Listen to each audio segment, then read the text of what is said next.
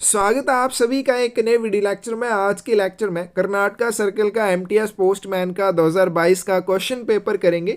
Department और GK के सभी क्वेश्चंस को कवर करेंगे। इसी के मैथ वाले पोर्शन के लिए आपको डिस्क्रिप्शन में लिंक मिल जाएगा। रेगुलर क्लासेस में आप हमारे साथ जुड़ना चाहते हैं, स्क्रीन पे दिए हुए नंबर पे मैसेज करके हमारे साथ जुड़ सकते हैं। तो चलिए वीडियो शुरू करते हैं। फर्स्ट क्वेश्चन देखते हैं आज की वीडियो का।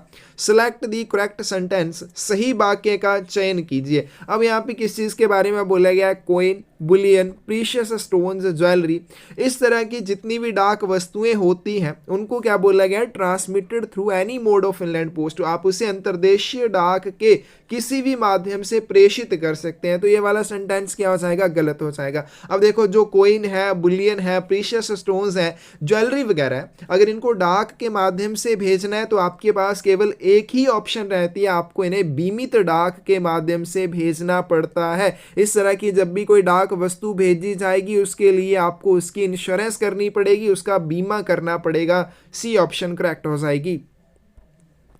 If a renter of a post box is changing his business address or shifting his office to another place, he should invariably inform the postmaster within how many days of such change। यदि post box का किराएदार अपना व्यावसायिक पता बदल रहा है या फिर अपना कार्यालय किसी अन्य स्थान पर स्थानांतरित कर रहा है तो उसे अनिवार्य रूप से ऐसे परिवर्तन के कितने दिनों के भीतर पोस्ट मास्टर को सूचित करना चाहिए? 5 डेज, 7 डेज, 15 डेज या फिर 30 डेज। करेक्ट आंसर क्या आ जाएगा? बी आ जाएगा। 7 दिनों के भीतर इस तरह की चेंज के बारे में, इस तरह के परिवर्तन के बारे में पोस्ट मास्टर को सूचना देनी चाहिए। अब एक अवधि आती है 15 डेज वाली। अब ये 15 डेज वाली अवधि कौन सी होती है? जब भी किसी पोस्ट बॉक्स का जो रेंट की अवधि है वो समाप्त हो जाती है तो उसके 15 दिनों के भीतर क्या करना होता है? जो भी किराए की अवधि है उसका नवीकरण करना होता है या फिर पोस्ट मास्टर को उस पोस्ट बॉक्स की चाबी वापस लौटानी होती है। तो इसको भी आपने ध्यान रखना है, ठीक है। और इसको भी ध्यान में रखना है, जब भी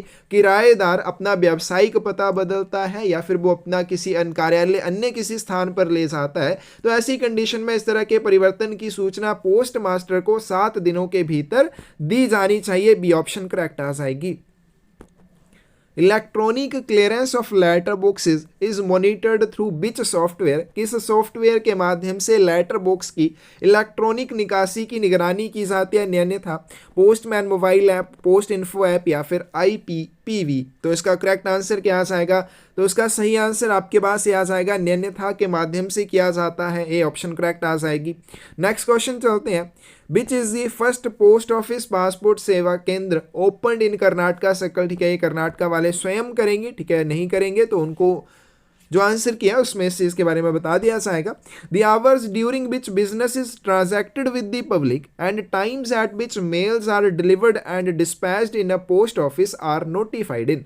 वह समय जिसके दौरान जनता के साथ लेन देन किया जाता है या फिर वह समय जिसके दौरान डाक का वितरण और प्रेषण किया जाता है, उस समय को कहाँ अधिसूचित किया जाता है? तो कहाँ पे किया जाता है? नोटिस ऑफ बिजनेस आवर्स में किया जाता है। तो फिफ्थ की सी ऑप्शन आपके पास करेक्ट आ जाएगी।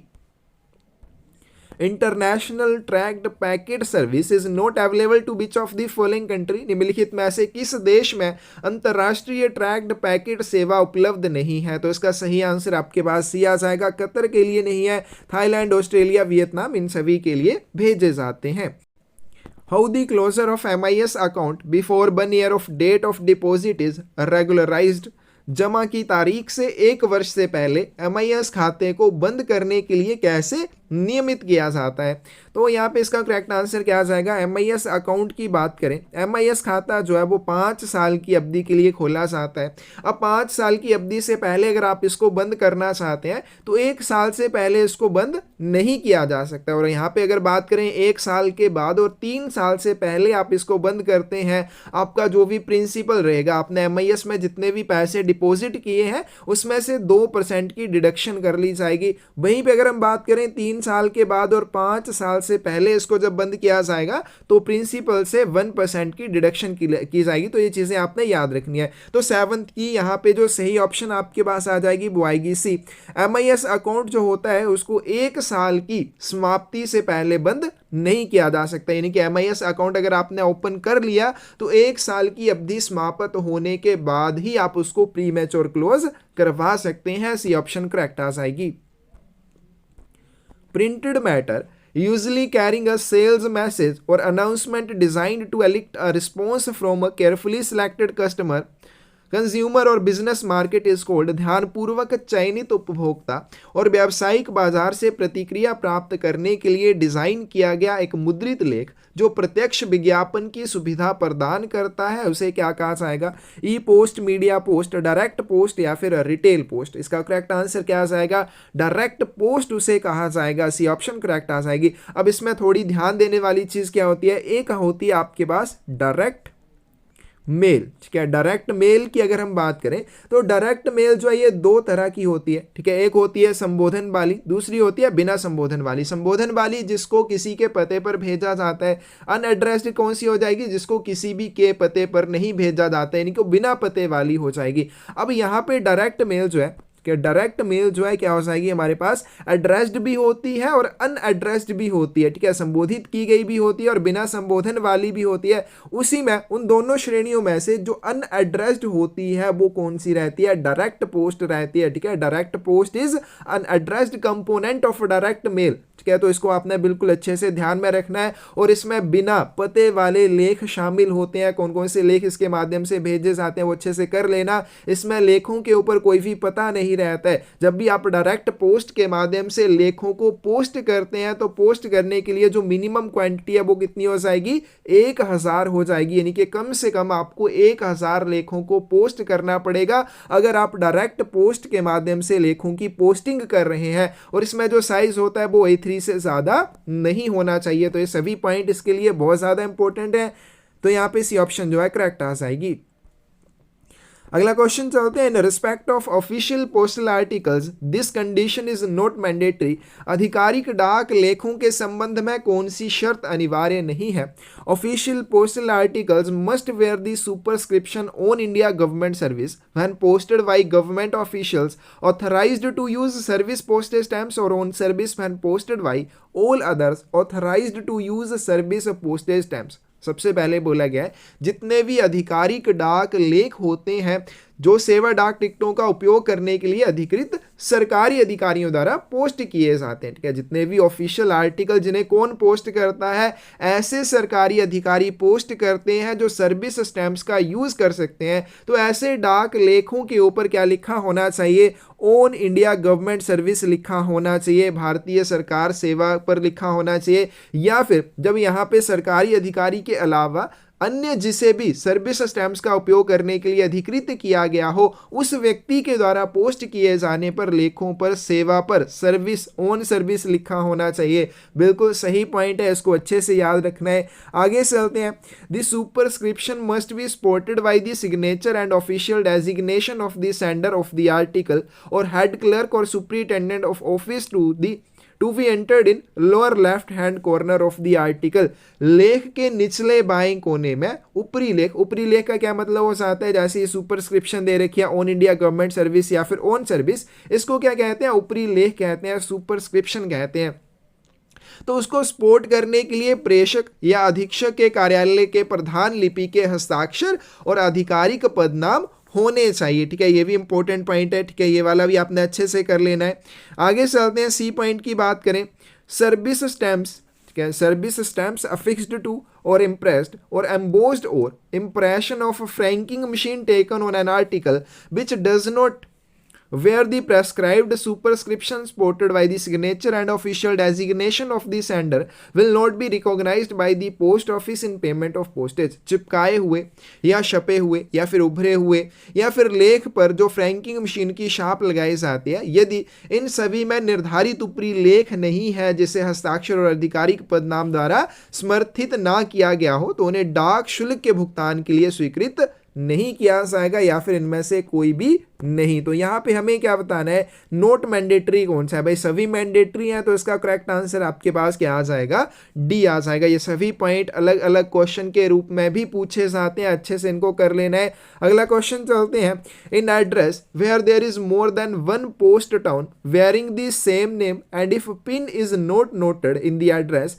Then it is particularly important to note. पते में जहां एक ही नाम के एक से अधिक पोस्ट टाउन होते हों और जहां पे पते में पिन कोड भी नहीं लिखा गया है, तो निम्नलिखित में से किस पर ध्यान देना विशेष रूप से महत्वपूर्ण होता है। तो ऐसी कंडीशन में उस आर्टिकल के ऊपर क्या लिखा जाएगा, name of the state, name of the post office, name of the district, या फिर इनमें से कोई भी नहीं। करेक्ट आंसर आपके पास ये आ जाएगा, ऐसी कंडीशन में जिले का नाम लिखना आवश्यक होता है, सी ऑप्शन करेक्ट आ जाएगी।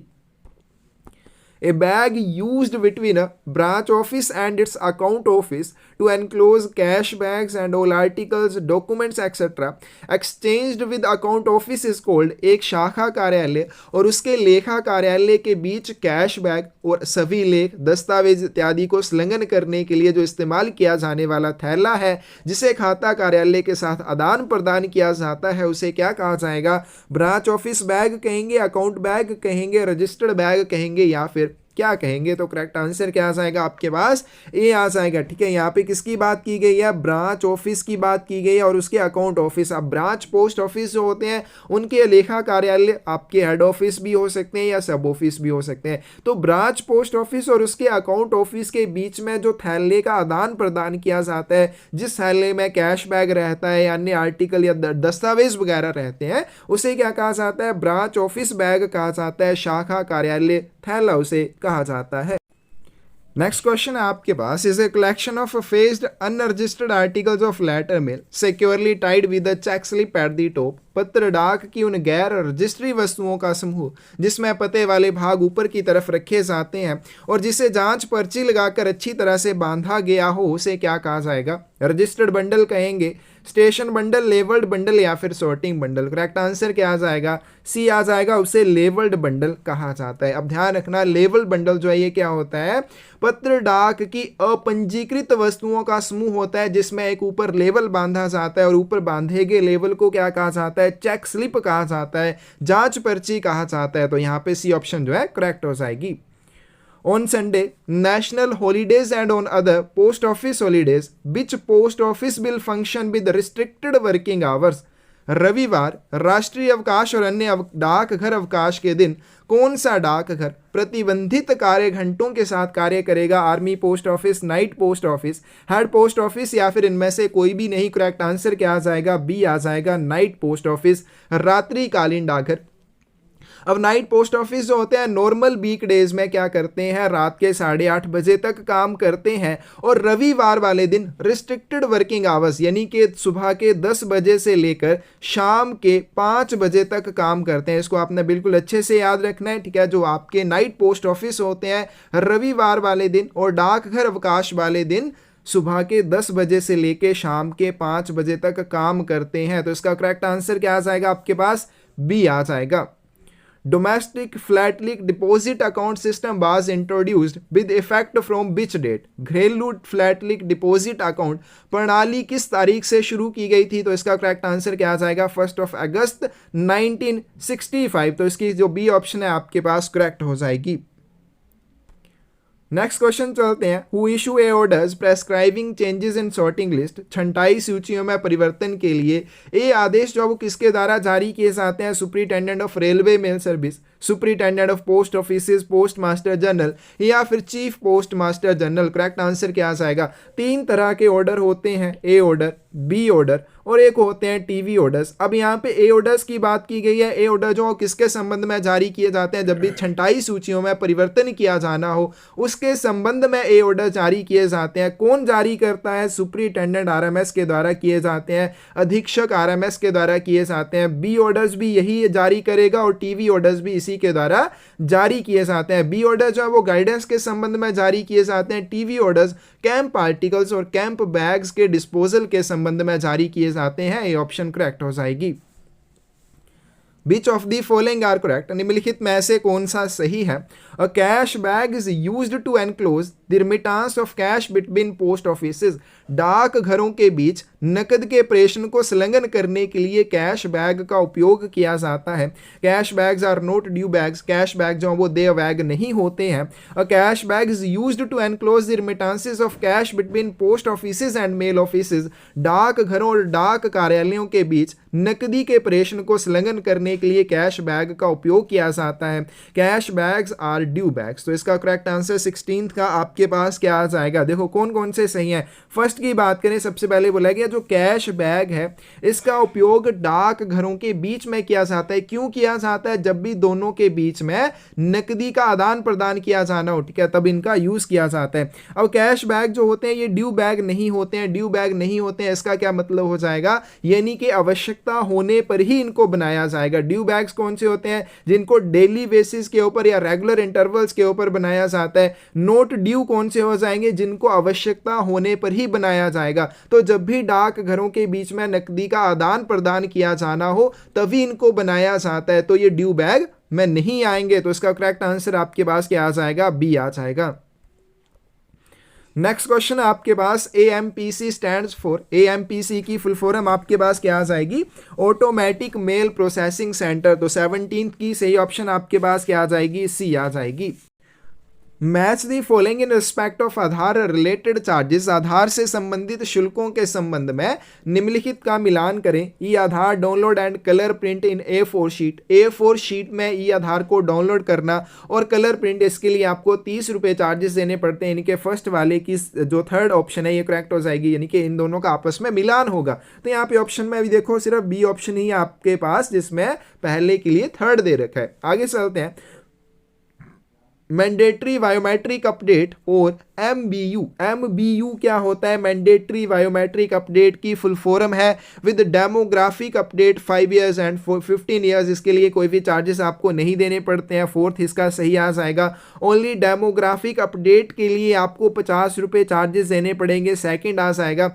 आगे चलते हैं। फुल बायोमेट्रिक विद और विदाउट डेमोग्राफिक अपडेट, इसके लिए 100 रुपीज़ आपको देने पड़ते हैं। तो इसकी बी ऑप्शन जो है करेक्ट हो जाएगी। अलग अलग करके भी ये क्वेश्चन पूछे जा सकते हैं, तो सभी के चार्जेस आपको आने चाहिए। Who is the chairperson of postal service board, डाक सेवा बोर्ड के अध्यक्ष कौन होते हैं? Director general, member personal, minister of communication या फिर सेक्रेटरी DOP। करेक्ट आंसर क्या आ जाएगा? डी आ जाएगा। सचिव जो है वो पोस्टल सर्विस बोर्ड का चेयरपर्सन होता है। डी ऑप्शन करेक्ट आ जाएगी।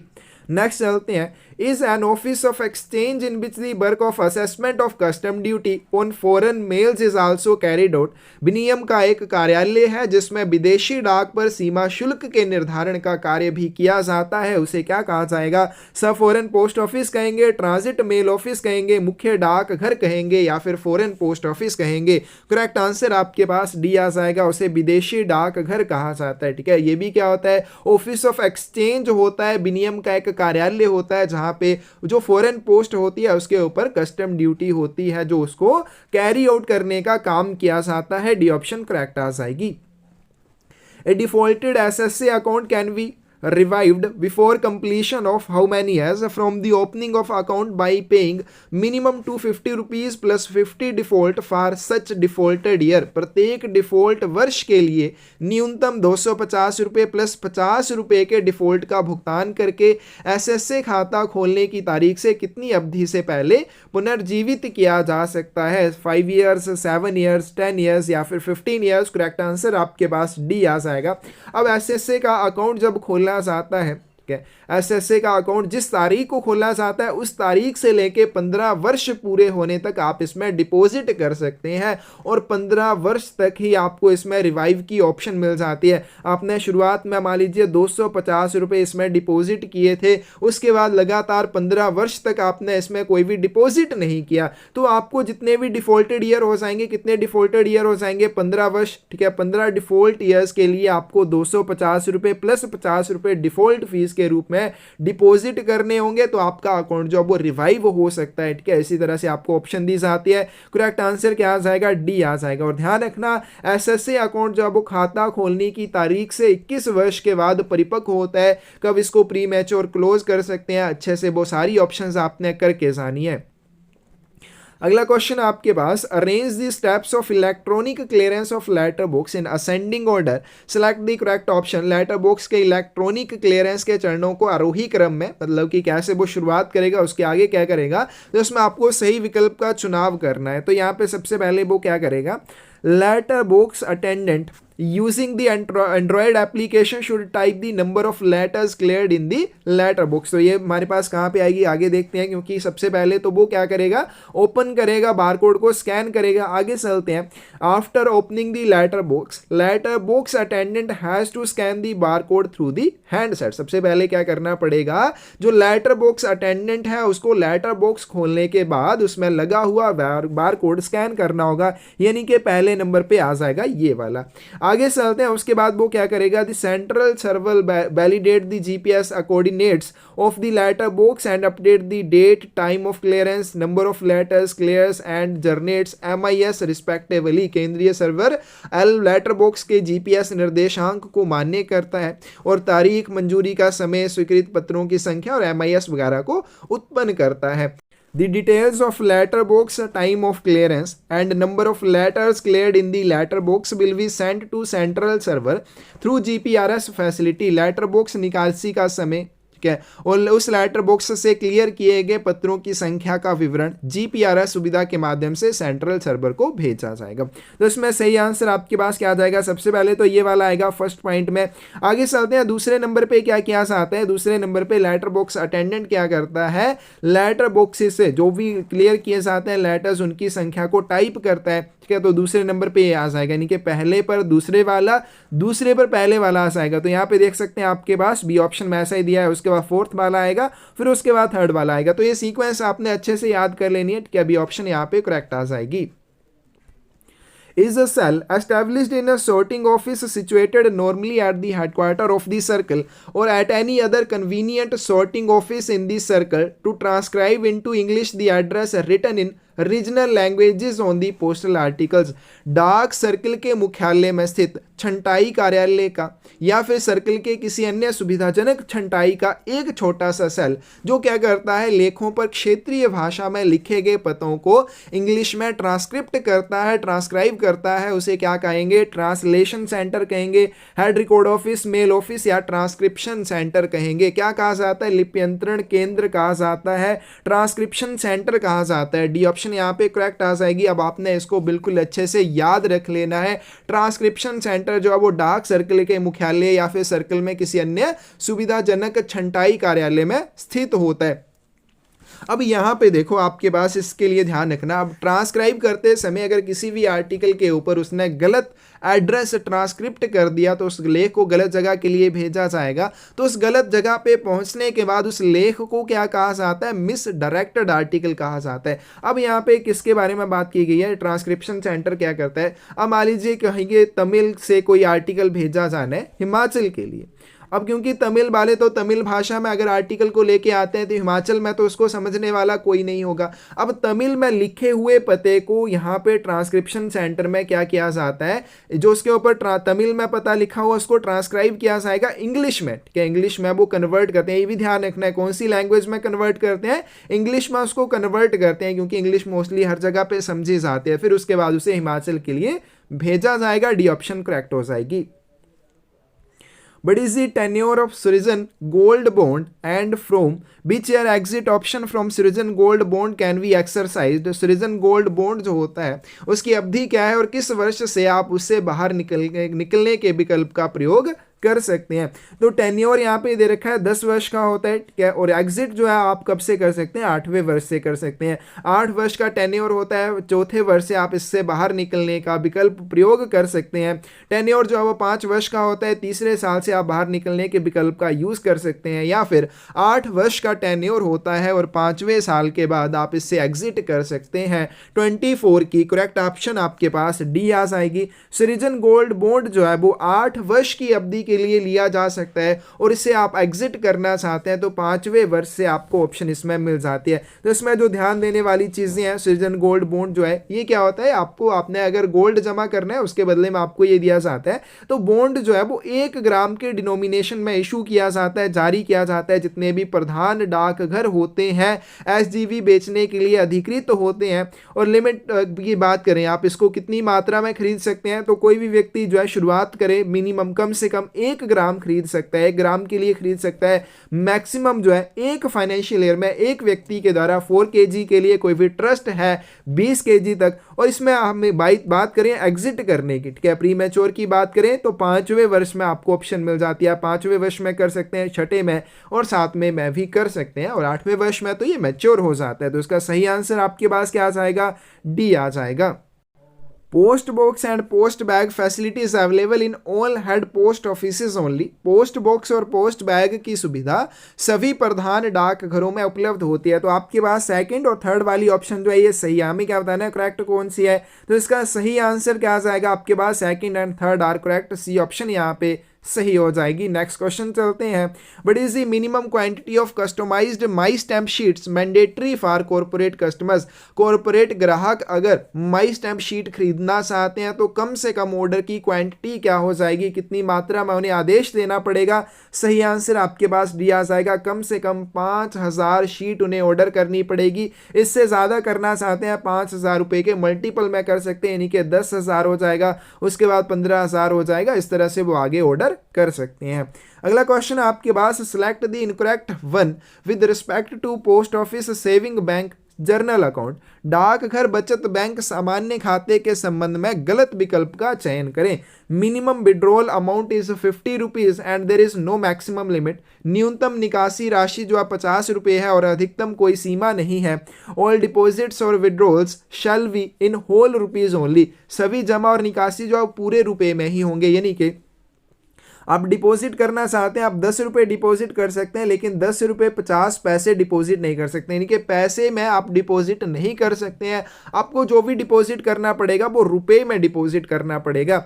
आगे चलते हैं। It can be converted from single to joint account और वाइस वर्सा। अगर आपने सिंगल अकाउंट खुलवाया है आप उसको क्या कर सकते हैं, ज्वाइंट अकाउंट में कन्वर्ट कर सकते हैं, या फिर ज्वाइंट अकाउंट को सिंगल अकाउंट में कन्वर्ट कर सकते हैं। ये गलत ऑप्शन है। Minimum balance to be maintained in the account is 500 rupees. खाते में न्यूनतम शेष राशि जो 500 रुपये आपको बनाए रखनी होगी। 27 की सही ऑप्शन आपके पास क्या आ जाएगी, सी आ जाएगी। हमें क्या बताना है कौन सा इनकरेक्ट है कौन सा गलत है।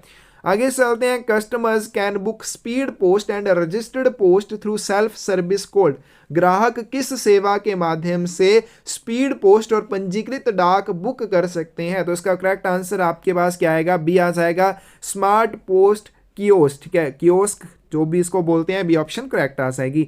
अगला क्वेश्चन चलते हैं। Which clause of post office guide part 1 deals with prohibited articles. Post office guide part 1 का कौन सा क्लोज प्रतिबंधित वस्तुओं से संबंधित है, तो क्लोज नंबर 209 से लेके 214 तक इस चीज के बारे में दे रखा है। करेक्ट आंसर आपके पास क्या आ जाएगा, यहाँ पे सी आ जाएगा। 29 की सी ऑप्शन आपके पास सही आ जाएगी। अगला क्वेश्चन देखते हैं। Period of rental of a post box commences from which date. Post box के किराए की अवधि किस तारीख से शुरू हो जाती है। First day of the month in which post box is allotted. जिस महीने में आपको पोस्ट बॉक्स आवंटित किया जाता है उस महीने के पहले दिन से, तो यही इसका करेक्ट आंसर है। क्या जिस महीने में आपको पोस्ट बॉक्स आवंटित किया जाता है उस महीने के पहले दिन से पोस्ट बॉक्स के किराए की अवधि शुरू हो जाती है। ये ऑप्शन करेक्ट आ जाएगी।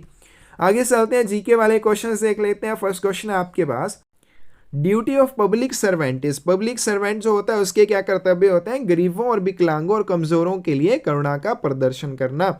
नेक्स्ट क्वेश्चन आपके पास, commitment to work does not include. काम के प्रति प्रतिबद्धता में क्या शामिल नहीं है, क्या showing under favour to relative और फ्रेंड्स। अपने रिश्तेदारों या दोस्तों का पक्ष लेना। फुलफिलमेंट ऑफ प्रोमिसेस मेड, जो भी आप वादे करते हैं उनको पूरा करना। पंक्चुअलिटी या फिर डिवोशन टू ड्यूटी। तो इसका करेक्ट आंसर आपके पास आ जाएगा, showing under favour to relative और फ्रेंड्स। नेक्स्ट क्वेश्चन है आपके पास, Rani Abbakka is known among freedom fighters for her fight against. Rani Abbakka स्वतंत्रता सेनानियों के बीच किसके विरुद्ध युद्ध करने के लिए जानी जाती है, तो उसका करेक्ट आंसर आपके पास ए आ जाएगा, पुर्तगालियों के विरुद्ध।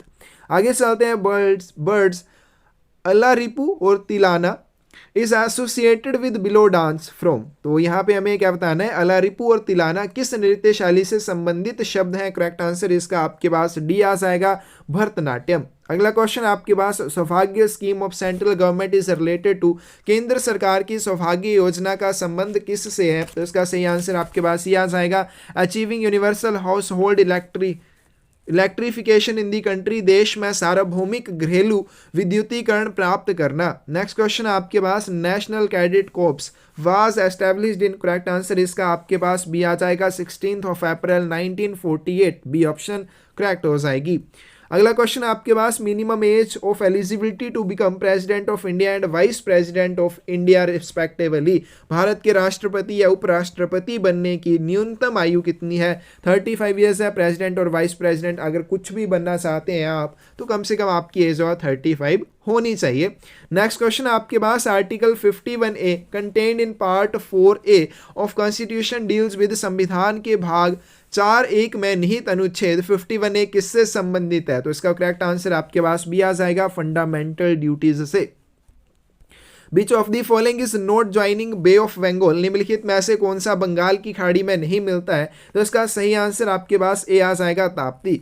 अगला क्वेश्चन आपके पास, union of India consist of. भारतीय संघ में शामिल है 28 states and 8 union territories. Correct answer क्या आ जाएगा? बी आ जाएगा। आगे चलते हैं, पार्ट नंबर 2 देखते हैं। एमटीएस के लिए नहीं है, केवल पोस्टमैन के लिए, लेकिन एमटीएस वाले भी जरूर करें। एक आधा क्वेश्चन जो है वो भी उनको आ सकता है। But is the aggregate value of insured VP और सीओडी और banking money order IPPV that may be made over at one time to a single postman for delivery in urban post offices. शहरी डाकघरों में वितरण के लिए कुल मूल्य क्या है जो डाकिया को बीमित, VP, COD, banking money order या आईपीपीवी के लिए एक बार दिया जा सकता है? 20,000, 30,000, 40,000 या 50,000। करेक्ट आंसर सी आ जाएगा। ठीक है, इन सभी चीज़ों का भुगतान करने के लिए डाकिया को एक बार में 40,000 रुपये तक की राशि प्रदान की जा सकती है। While quitting the office, should carefully examine each sorting compartment to see that no article are left unsorted। कौन कार्यालय छोड़ते समय प्रत्येक छंटाई कंपार्टमेंट की सावधानी पूर्वक जांच करेगा? छंटाई कंपार्टमेंट क्या होता है? जहां पे डाक की छंटाई की जाती है, तो उसकी वो ध्यानपूर्वक जांच करेगा ताकि यह देखा जा सके कि कोई भी वस्तु बिना छंटाई के ना रह गई हो। हेड सॉर्टिंग असिस्टेंट के द्वारा किया जाता है। सी ऑप्शन करेक्ट आ जाएगी। पोस्टमैन के सिलेबस में कहीं ये क्वेश्चन आपको देखने को नहीं मिलेगा। मैंने पहले भी क्योंकि वीडियोस में बार बार इस चीज़ को बोलता हूँ कि पोस्टमैन की तैयारी करते हो, पीए के लिए साथ में ज़रूर करो, क्योंकि इस तरह के क्वेश्चन जो है वो पीए वालों के लिए आम क्वेश्चन हैं, उनको बार बार एग्जाम में पूछे जाते हैं। अब वहीं से उठा के आपका 1 या 2 क्वेश्चन पोस्टमैन के सिलेबस में आ जाते हैं। जिसने पीए की तैयारी कर ली है वो उसको आराम से करेगा और फिर आगे निकल जाएगा, है ना। तो इस तरह से रहता है। आगे चलते हैं। Whether article can be redirected if a notice of arrival of article is tendered to the addressee by the post office। क्या लेख को पुनः निर्देशित किया जा सकता है यदि डाक घर द्वारा प्राप्तकर्ता को वस्तु के आगमन की सूचना दे दी गई हो? Yes, it can be redirected to any address only within India। हाँ, इसे केवल भारत के भीतर किसी भी पते पर पुनः निर्देशित किया जा सकता है। Yes, it can be redirected to any address within or outside India। आप इसे भारत या भारत के बाहर भी कहीं पुनः निर्देशित कर सकते हैं। No it will not be redirected elsewhere. Correct answer आपके पास सी आ जाएगा। जब भी कोई डाक वस्तु या उसके आगमन की सूचना एक बार प्राप्तकर्ता को प्रस्तुत कर दी जाए तो उस डाक वस्तु को प्राप्तकर्ता के किसी अन्य पते पर कहीं और के लिए पुनः निर्देशित नहीं किया जाएगा। सी ऑप्शन करेक्ट हो जाएगी।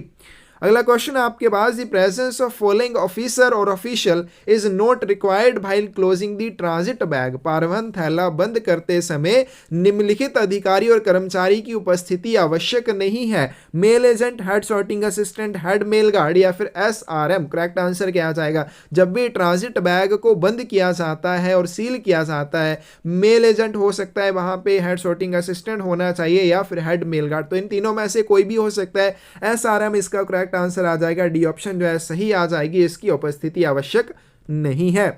Transit bags addressed to a section or mail office shall be opened by और डाक कार्यालयों के अनुभाग को संबोधित जो भी पारवन थैले होते हैं उन्हें किसके द्वारा खोला जा सकता है? मेल गार्ड या मेल एजेंट के द्वारा। हेड रिकॉर्ड ऑफिसर और सब रिकॉर्ड ऑफिसर, एसआरएम या फिर एसआरओ। एसआरएम करेक्ट आंसर क्या आ जाएगा? मेल एजेंट या मेल गार्ड के द्वारा स्वयं उन्हें खोला जाता है, ये ऑप्शन करेक्ट आ जाएगी। How a registered article is dealt if the addressee refuses to sign an acknowledgement but merely signs the receipt delivery slip? यदि प्राप्तकर्ता पावती पर हस्ताक्षर करने से इनकार कर देता है लेकिन वो केवल रसीद या फिर वितरण पर्ची पर हस्ताक्षर करता है तो एक पंजीकृत वस्तु का निपटान कैसे किया जाएगा? सही आंसर इसका क्या आ जाएगा? अब देखो, कोई भी पंजीकृत वस्तु है, जब डाकिया उसका वितरण करने के लिए प्राप्तकर्ता के पास जाता है और प्राप्तकर्ता उस रजिस्टर्ड आर्टिकल के लिए रिसिप्ट के ऊपर हस्ताक्षर कर देता है, लेकिन अगर इसके साथ एक्नॉलेजमेंट लगी है और प्राप्तकर्ता एक्नॉलेजमेंट या पावती के ऊपर हस्ताक्षर करने से मना कर देता है, तब भी डाकिया उस डाक वस्तु का वितरण करेगा और उस एक्नॉलेजमेंट के ऊपर रिफ्यूजल के संबंध में रिमार्क लिखा जाएगा। पोस्ट मास्टर के द्वारा अटेस्टेशन के बाद उस एक्नॉलेजमेंट को सेंडर को भेज दिया जाता है। तो इसका करेक्ट आंसर आपके पास डी आ जाएगा। Article should be delivered and a remark regarding the refusal should be written on the acknowledgement. लेख जो है वो वितरित किया जाएगा और पावती पर इनकार के संबंध में एक टिप्पणी लिखी जाएगी। डी ऑप्शन करेक्ट हो जाएगी। नेक्स्ट क्वेश्चन आपके पास, if the addressee of an article can not be found at the given address which of the following action by postman is not suggested. यदि किसी लेख का प्राप्तकर्ता दिए गए पते पर नहीं मिलता है तो डाकिया द्वारा निम्नलिखित में से कौन सी कार्यवाही नहीं की जाएगी? फर्स्ट है आपके पास, enquiry to be made with neighbours about new address of the addressee. प्राप्तकर्ता के नए पते के बारे में पड़ोसियों से पूछताछ की जाएगी। बिल्कुल सही है। अब सबसे पहले यहाँ पे जब डाकिया गश्त के भीतर जाता है किसी भी डाक वस्तु का वितरण करने के लिए और जिस डाक लेख का वितरण किया जाना है उस डाक लेख का अगर प्राप्तकर्ता नहीं मिलता है तब क्या एक्शन जो है पोस्टमैन के द्वारा लिया जाता है? सबसे पहले वो क्या करता है, एड्रेसी जो भी है या प्राप्तकर्ता जो भी है उसके बदले हुए पते के बारे में वह उसके पड़ोसियों से पूछताछ करेगा। तो ये वाला एक्शन तो उसके द्वारा लिया जाएगा। आगे चलते हैं, if trust worthy information can be obtained from the neighbours the postman should redirect the article to new address. यदि पड़ोसियों से कोई विश्वसनीय जानकारी प्राप्त की जा सके तो डाकिया को लेख को नए पते पर पुनः निर्देशित करना चाहिए। अब सबसे पहले क्या हो जाएगा, वो उसके पड़ोसियों से पूछताछ करेगा। पड़ोसियों से पूछताछ करने के बाद अगर उसको कोई भी भरोसे लायक जानकारी मिल जाती है कि प्राप्तकर्ता अब कौन सी नई जगह पे कौन से नए पते के ऊपर गया है तो वो डाकिया क्या करेगा, उस डाक वस्तु को उस नए पते के लिए पुनः निर्देशित कर देता है। तो ये वाला पॉइंट भी बिल्कुल सही है। आगे चलते हैं, if the addressee has not submitted the instruction of change of address postman should not inquire with neighbours. Postman should directly return the article to the sender. यदि प्राप्तकर्ता ने पते में परिवर्तन के निर्देश डाक घर में नहीं दिए थे तो डाकिया जो पड़ोसियों से पूछताछ नहीं करेगा, डाकिया उस डाक वस्तु को सीधे प्रेषक को वापस लौटा देगा। ये वाला पॉइंट बिल्कुल गलत है, वो ऐसा नहीं करेगा। If sufficient information regarding the address cannot be obtained even after inquiry, the article should be returned as unclaimed। यदि पूछताछ के बाद भी प्राप्तकर्ता के बारे में पर्याप्त जानकारी प्राप्त ना की जा सके तो लेख को लावारिस के रूप में वापस कर दिया जाना चाहिए। ये वाला पॉइंट भी बिल्कुल सही है। एक बार इसको आप अच्छे से समझ लीजिए। मान लीजिए डाकिया जो है वो गश्त के भीतर जाता है किसी लेख का वितरण करने के लिए और उस लेख का प्राप्तकर्ता दिए हुए पते पर नहीं मिलता है तो डाकिया जो वो क्या करेगा, वो सबसे पहले उसके पड़ोसियों से, उसके नेबर्स से उसके बदले हुए पते के बारे में पूछताछ करेगा। अब अगर उसको वहां पे कोई भी भरोसे लायक इंफॉर्मेशन मिलती है, उसके नए पते के बारे में पता चल जाता है। अब यहाँ पे दो कंडीशन आगे बन जाती है। अगर तो नया पता उसी डाकिए की गश्त के भीतर है तो वो क्या करेगा, अगर उसकी गश्त के भीतर नहीं है तो वो क्या करेगा, अगर उसी डाकिए की गश्त के भीतर है तो डाकिया नए पते पर जाकर लेख का वितरण करेगा। अगर उसकी गश्त के भीतर नया पता नहीं है तो डाकिया वापस डाक घर में उस डाक वस्तु को लेकर आएगा।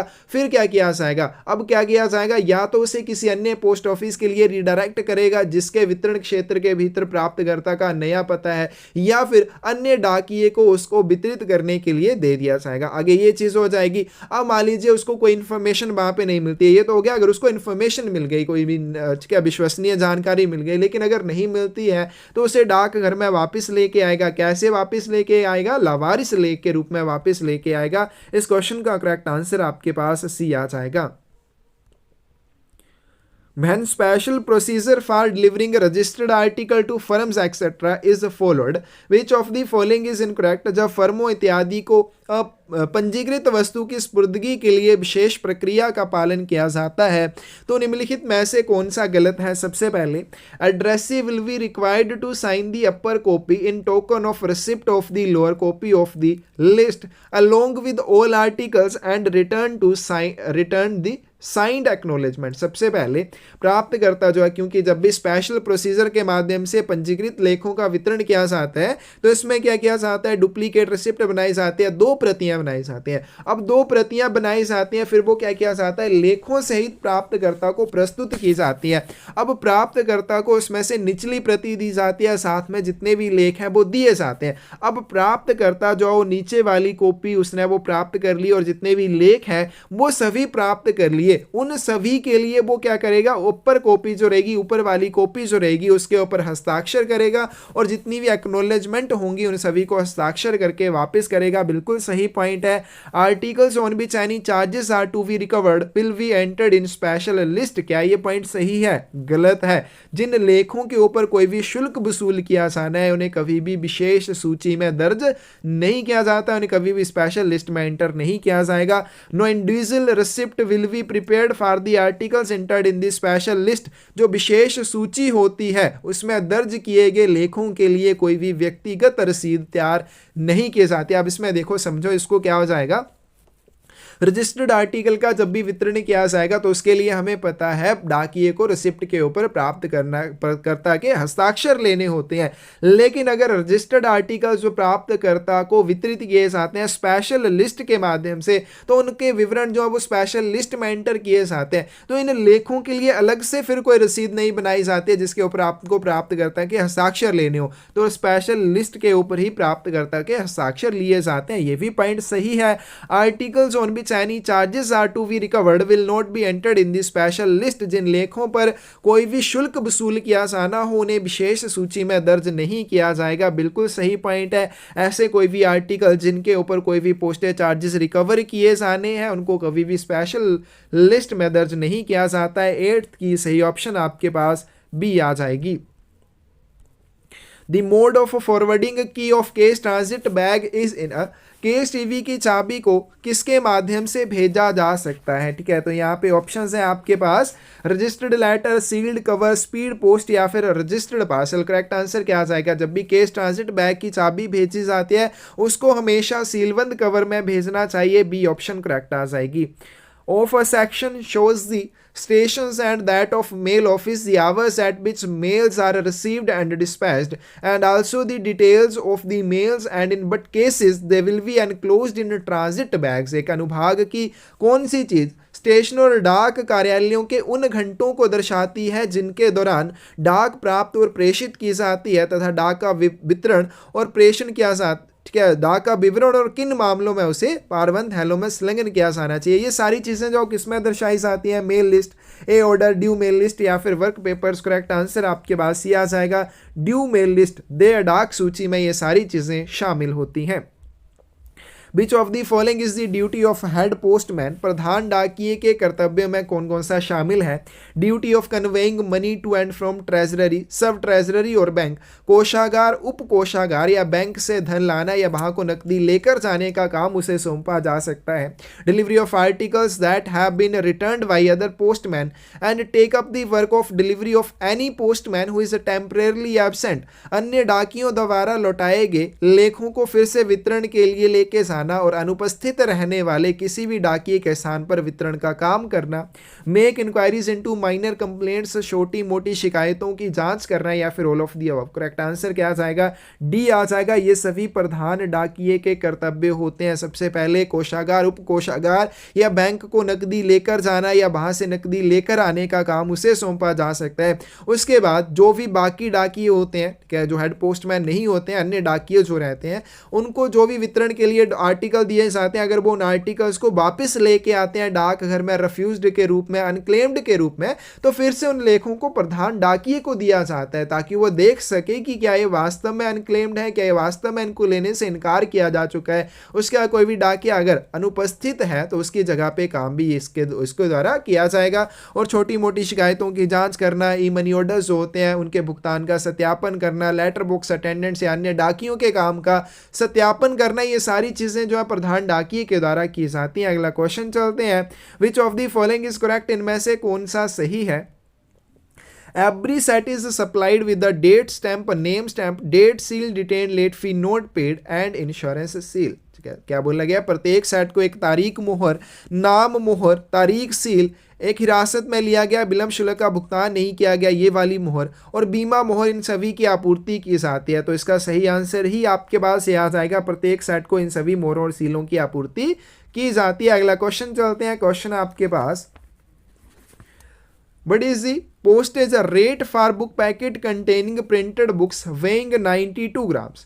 92 ग्राम वजन वाले मुद्रित बुक पैकेट के लिए, क्या मुद्रित पुस्तकों वाले बुक पैकेट के लिए आएगा यहाँ पे कितना शुल्क लगेगा, 2 रुपये, 1 रुपये, 5 या 10 रुपये। तो ध्यान रखना 100 रुपये तक के लिए आपको 1 रुपया देना पड़ेगा, उसके बाद 100 रुपये या उसके पार्ट्स के लिए आपको फिर से 1 रुपया देना पड़ेगा, नहीं कि पर 100 आपको 1 रुपया देना पड़ेगा। तो 13 की सही ऑप्शन आपके पास क्या आ जाएगी, बी आ जाएगी। 92 ग्राम जो 100 से नीचे ही है तो बी ऑप्शन सही आ जाएगी। If the addressee of an registered post make an application in writing to the post office for the detention of article and that fails to take delivery of article from post office within period of 7 days, article will be returned to sender with which of the following remarks on the article। अब मान लीजिए डाकिया जो है वो अपनी गश्त में जाता है लेख का वितरण करने के लिए। अब डाकिया को जब वो डाकिया जो है प्राप्तकर्ता को लेख प्रस्तुत करता है, लेकिन जो प्राप्त करता है डाक वस्तु का वितरण नहीं लेता है, लेकिन डाक घर में क्या करता है, वो रिटर्न में एप्लीकेशन दे देता है कि मेरी जो डाक वस्तु है उसको रोक के रखा जाए। तो वहां पर क्या किया जाता है, एक नॉर्मल अवधि होती है, अगर प्राप्तकर्ता ना मिले 7 दिनों की अवधि के लिए डाक वस्तु को डाक घर में रोक के रखा जाएगा। लेकिन जब उसने रिटर्न में पोस्ट ऑफिस में उस डाक वस्तु को रोकने का आवेदन कर दिया तो फिर से उसको 7 दिनों की आगे अवधि के लिए रोक के रखा जाएगा, यानी कि 8वें दिन से फिर से 7 दिन गिने जाएंगे, उन 7 दिनों के लिए उसे रोक के रखा जाएगा। और अगर इन 7 दिनों में भी वो उस डाक वस्तु का वितरण लेने में विफल रहता है तो जब प्रेषक को वो डाक वस्तु वापस की जाएगी तो कैसे की जाएगी, रिफ्यूज्ड के रूप में, मना किए हुए लेख के रूप में की जाएगी। 14 की बी ऑप्शन यहाँ पे करेक्ट आ जाएगी। अगला क्वेश्चन चलते हैं, what is the cost of retail E post Saint through post office, डाक घर के माध्यम से भेजे जाने वाले खुदरा ई पोस्ट की लागत क्या आ जाएगी। तो इसका 15 का सही आंसर आपके पास ये आ जाएगा 10 रुपीज़ पर page of A4 size paper. A4 size paper के लिए प्रति पेज के लिए 10 रुपये, अगर स्वयं का प्रेमिसेस यूज़ करते हैं तो कितने लिए जाएंगे, वो सारी चीज़ें आपने याद कर लेनी है, ठीक है। कुछ उसमें डिस्काउंट भी दिया जाता है, वो सारी चीज़ें अच्छे से आप याद करेंगे। How the delivery of uninsured registered articles of the letter mail and registered parcels are made if the address is not personally known to the postman। पत्र मेल और पंजीकृत पार्सल के गैर बीमाकृत पंजीकृत लेखों की वितरण जो है वो डिलीवरी कैसे की जाएगी, वितरण पर्ची पर प्राप्तकर्ता के हस्ताक्षर प्राप्त करेगा। ठीक है, यहाँ पे थोड़ा गलत हो गया क्वेश्चन। जिन्हें डाकिया जो वो पर्सनली नहीं जानता है, व्यक्तिगत रूप से नहीं जानता है, उन प्राप्तकर्ताओं को अनइंश्योर्ड रजिस्टर्ड आर्टिकल्स होंगे, पत्र डाक या पार्सल डाक के उनका वितरण कैसे किया जाएगा। तो यहाँ पे ऑप्शंस हम देखें, सबसे पहले obtain the signature of the addressee on delivery slip, no witness is required. सबसे पहले वो क्या करेगा, प्राप्तकर्ता के हस्ताक्षर लेगा डिलीवरी स्लिप के ऊपर, यहाँ पे कोई भी गवाह की आवश्यकता नहीं है। Can be delivered to any other person in the address who is known to postman, वो पते पर किसी अन्य व्यक्ति को डाक वस्तुओं का वितरण करेगा जिन्हें डाकिया व्यक्तिगत रूप से जानता हो। Delivery should be made in the presence of a respectable witness residing in the locality whose name should be noted on the receipt, या फिर इनमें से कोई भी नहीं। करेक्ट आंसर आपके पास सी आ जाएगा। इस तरह के लेखों का वितरण क्या किया जाएगा, उस जगह पर रहने वाले, उस लोकेलिटी में रहने वाले किसी व्यक्ति की देख रेख में किया जाएगा जो अपने हस्ताक्षर के साथ उस व्यक्ति के हस्ताक्षर को सत्यापित करेगा जो डाकिए का नोन नहीं है। तो सी ऑप्शन यहाँ पे करेक्ट आ जाएगी। अगला क्वेश्चन चलते हैं।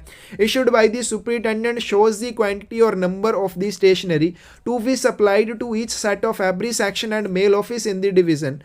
अधीक्षक द्वारा जारी किया गया मंडल में प्रत्येक अनुभाग और डाक कार्यालय के प्रत्येक सेट को आपूर्ति की जाने वाली स्टेशनरी की मात्रा या संख्या को दर्शाता है। Master schedule of forms, the stationery rate list, mail abstract या फिर वर्क पेपर्स। करेक्ट आंसर क्या आ जाएगा? बी आ जाएगा स्टेशनरी दर सूची। स्टेशनरी दर सूची क्या दर्शाती है? डिवीजन में जितने भी अनुभाग या डाक कार्यालय होते हैं उनके प्रत्येक सेट को कितनी संख्या में या कितनी मात्रा में स्टेशनरी के लेख प्रोवाइड करवाए जाएंगे, स्टेशनरी दर सूची में दर्शाया जाता है। कौन जारी करता है? ध्यान रखना, सुपरिटेंडेंट अधीक्षक के द्वारा इसे जारी किया जाता है। नेक्स्ट क्वेश्चन आपके पास, the two parts of mail abstract are. डाक सार के दो भाग कौन कौन से हैं? तो मेल एब्स्ट्रैक्ट को दो भागों में विभाजित किया जाता है, मेल्स एंड बैग्स। तो करेक्ट आंसर आपके पास क्या आ जाएगा? ए आ जाएगा। Postman book is maintained in which forum. डाकिया बही या डाकिया की जो पुस्तक होती है उसका रख रखाव किस प्रपत्र पर किया जाता है? MS 27 के ऊपर किया जाता है। बी ऑप्शन करेक्ट आ जाएगी। But is the minimum value for which electronic money order can be booked. ठीक है, वह न्यूनतम मूल्य क्या है जिसके लिए इलेक्ट्रॉनिक मनी ऑर्डर बुक किया जा सकता है? 1 रुपये, 5 रुपये, 10 या फिर 20 रुपये। करेक्ट आंसर क्या आ जाएगा? इलेक्ट्रॉनिक मनी ऑर्डर आप इशू करवाना चाहते हैं तो मिनिमम 1 रुपये से और मैक्सिमम जो है 5,000 रुपये के लिए जारी करवाया जा सकता है। Which is the prescribed forum for preparation of daily report. Dainik report तैयार करने के लिए निर्धारित प्रपत्र कौन सा है? दैनिक रिपोर्ट जो MS 83 के ऊपर तैयार की जाती है 21 की डी ऑप्शन करेक्ट आ जाएगी। Which of the following are not content of portfolio. निम्नलिखित में से कौन सी पोर्टफोलियो की सामग्री में शामिल नहीं आता है? Computer mouse, first aid box, poker या फिर पोस्टेज स्टैम्प्स। करेक्ट आंसर क्या आ जाएगा?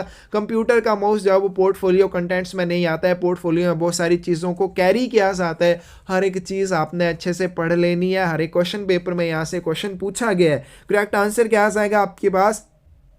क्या इसमें डाक टिकट भी नहीं रहते हैं, ना ही कंप्यूटर माउस होता है। तो इसका सही आंसर क्या आ जाएगा आपके पास? फर्स्ट एंड फोर्थ कौन सी ऑप्शन करेक्ट आ जाएगी? बी ऑप्शन करेक्ट आ जाएगी। अगला क्वेश्चन चलते हैं। Instructions regarding change of address is valid for what period. पते में परिवर्तन के निर्देश कितनी अवधि के लिए वैध रहेंगे? 1 महीना, 3 महीने, 3 ईयर्स या फिर नो वैलिडिटी। करेक्ट आंसर क्या आ जाएगा? बी आ जाएगा, 3 महीनों के लिए वैलिड रहते हैं। बी ऑप्शन करेक्ट हो जाएगी। An amount of unpaid electronic money orders should be returned to the following at office by the postman. डाकिया द्वारा भुगतान ना की गई इलेक्ट्रॉनिक मनी ऑर्डर की राशि कार्यालय में किसे वापस की जाएगी? Post master of the office, money order assistant, treasurer या सब अकाउंट असिस्टेंट। फिर से ये वाला क्वेश्चन पीए के लिए कॉमन है, पोस्टमैन के सिलेबस में नहीं है, लेकिन अभी आ गया है तो पीए वालों के जिन्होंने पीए की तैयारी कर रखी है उनके लिए तो कॉमन क्वेश्चन है, वो आराम से करेंगे। कहीं ना कहीं आपसे 1-2 क्वेश्चन इसमें ऐसे हो गए हैं जो आपके पोस्टमैन के सिलेबस में नहीं है, पीए के सिलेबस में कॉमन क्वेश्चन है, तो वो कहीं ना कहीं 4 मार्क्स आपसे आगे चले गए। और ये बहुत ज़्यादा डिफरेंस है, क्या बहुत ज़्यादा फ़र्क ये होता है। तो यही आपको तैयारी अच्छे से करने के लिए मैं तभी बोलता हूँ भाई, जब भी तैयारी करो तो पीए की साथ में करो, MTS की कर रहे हो तो पोस्टमैन की साथ में करो, अच्छी तैयारी हो जाती है। तो इसका करेक्ट आंसर क्या आएगा? सी आ जाएगा। वो ट्रेजरर को सौंपता है, कोषाध्यक्ष को सौंपता है। 24 की सी ऑप्शन करेक्ट आ जाएगी। लास्ट क्वेश्चन है आज की वीडियो का। How an insured article addressed to an illiterate is delivered. एक निरक्षर या अनपढ़ व्यक्ति को संबोधित एक बीमित वस्तु को कैसे वितरित किया जाएगा? 2-3 कंडीशंस यहाँ पे बन जाती हैं। सबसे पहले, अगर तो इलिटरेट एड्रेस ही है लेकिन उसके लिए अगर पंजीकृत वस्तु है, रजिस्टर्ड आर्टिकल है, तो उसका वितरण जो है वो कैसे किया जाएगा? नॉर्मल डाकिया उसका वितरण करेगा। जो भी प्राप्त करता है उसके अंगूठे का निशान लिया जाएगा रसीद के ऊपर और फिर डाकिया स्वयं उसके हस्ताक्षर को सत्यापित करता है। ये नॉर्मल हो जाएगा रजिस्टर्ड आर्टिकल के लिए। इंश्योर्ड आर्टिकल या बीमित लेख के लिए चले, अब यहाँ पे क्योंकि इसमें कीमती सामान होता है, क्योंकि बाद में व्यक्ति मुकर सकता है, तो ऐसी कंडीशन में डाकिया क्या करता है? एक निवासी गवाह की उपस्थिति में रसीद के ऊपर, ठीक है, क्योंकि इंश्योर्ड आर्टिकल है तो साथ में एक्नॉलेजमेंट भी होगी, पावती पर भी वो उसके प्राप्तकर्ता के अंगूठे का निशान, उसकी कोई सील या मोहर उसने बनवा रखी है, उसका निशान लेगा। फिर जिस व्यक्ति की उपस्थिति में ये सारा काम किया जाएगा उस व्यक्ति के हस्ताक्षर के माध्यम से उसके अंगूठे का निशान या मोहर या सील के निशान को सत्यापित करवाया जाएगा। अगर प्रदानशील वुमेन की बात करें तब भी सेम कंडीशन में अगर ऐसा हो, रजिस्टर्ड आर्टिकल है उसके लिए भेजा गया हो, तो प्रदानशील वुमेन के हस्ताक्षर लिए जाएंगे या वो अनपढ़ है तो अंगूठे का निशान लिया जाएगा, या फिर सील या उसका कोई थंब तो और कोई अन्य मार्क वो लिया जाएगा। फिर उसके बाद क्या किया जाएगा, जिस व्यक्ति की देख रेख में ये सारा काम किया जाएगा उस व्यक्ति के हस्ताक्षर के माध्यम से उसके थंब इंप्रेशन या अदर मार्क को टेस्टेड करवाया जाएगा, सत्यापित करवाया जाएगा। और आगे चले तो लेख का वितरण जो है पर्दानिशीन वुमेन के मामले में किसको किया जाता है, जो व्यक्ति उसके हस्ताक्षर को सत्यापित करता है, अटेस्टेड करता है। और लास्ट क्वेश्चन का सही आंसर क्या आ जाएगा, सी आ जाएगा। इंश्योर्ड आर्टिकल के लिए क्या हो जाएगा, रसीद और पावती पर प्राप्तकर्ता की मोहर या अन्य निशान निवासी गवाह की उपस्थिति में लिया जाना चाहिए, जिसे अपने हस्ताक्षर के साथ प्रमाणित करेगा। डाकिया अपने हस्ताक्षर के साथ प्रमाणित करेगा, लेकिन कौन से रजिस्टर्ड आर्टिकल्स के संबंध में। तो ये था आज के लिए कर्नाटका सर्कल का एमटीएस पोस्टमैन का 2022 का क्वेश्चन पेपर। किसी भी क्वेश्चन में आपको डाउट हो कमेंट सेक्शन में आप पूछ सकते हैं। आपको लगे किसी भी क्वेश्चन का आंसर गलत बताया गया है या फिर अन्य कोई भी गलती नजर आती है, तब भी आप जरूर उस चीज के बारे में बताएं। रेगुलर क्लासेस में आप हमारे साथ जुड़ना चाहते हैं, स्क्रीन पे दिए नंबर पे मैसेज करके हमारे साथ जुड़ सकते हैं। क्वेश्चन पेपर्स प्रीवियस ईयर्स की आपको पीडीएफ फाइल्स चाहिए, तब भी आप हमारे साथ कॉन्टैक्ट कर सकते हैं। धन्यवाद।